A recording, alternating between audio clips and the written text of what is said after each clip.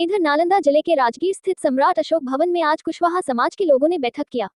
इस दौरान वर्तमान समय में कुशवाहा समाज के लोगों की दशा एवं राजनीतिक दिशा पर चर्चा किया। इस कार्यक्रम में मुख्य अतिथि के रूप में रक्षा मंत्रालय के निदेशक अभय सिंह ने भाग लिया है।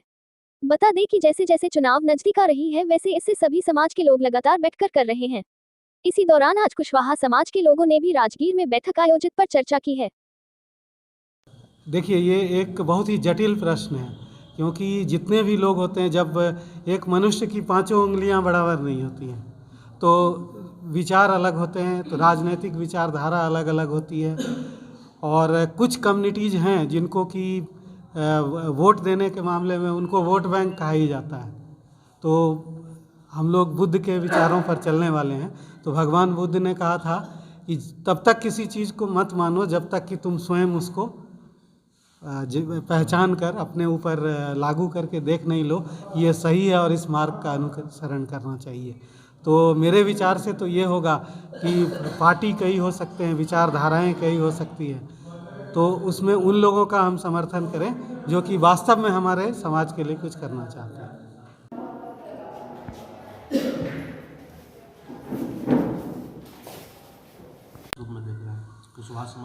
जातीय जनगणना जो है वो कहीं से मान्य नहीं है। इसलिए मान्य नहीं है कि कुशवाहा जाति के हर जगह लोग हैं। हम लोग उसके लिए प्रयास, हम ये नहीं सरकार पर दोषारोपण कर रहे हैं कि वो जो किया वो गलत किया।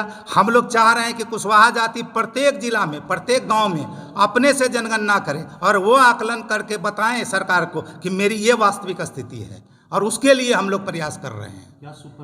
मेरा नाम मनोज कुमार सिंह है, पूर्व प्रखंड विकास पदाधिकारी रहे हैं और इसी जिले के, नालंदा जिले के गिरियक ब्लॉक के आदमपुर गांव के रहने वाले हैं। क्या उद्देश्य?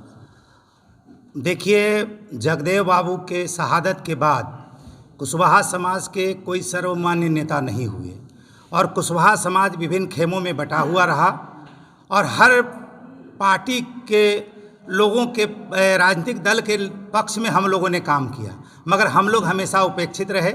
कुशवाहा समाज किसानी पेशा से जुड़ा हुआ समाज है और किसानों की स्थिति दिनों दिन बदतर होती जा रही है। कृषि सामग्री की बेचने के लिए उपयुक्त मंडी नहीं है, उनके लिए खाद सस्ते दर पर हो, बिजली हो, पानी हो, या उनके लिए कोई सुविधा नहीं है। तो कुशवाहा समाज की दशा जो है वो धीरे धीरे करके और नीचे जा रही है।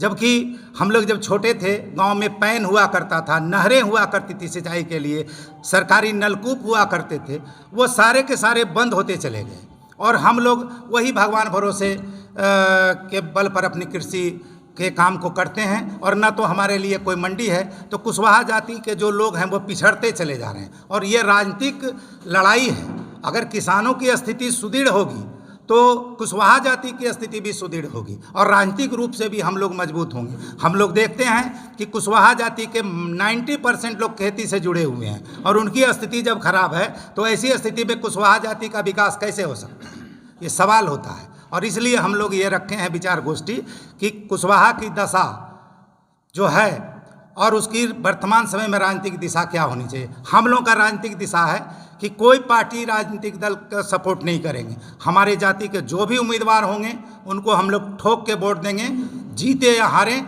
अपने ताकत को हम लोग पूरे बिहार स्तर पर दिखाएंगे और अपनी एकता बनाएंगे।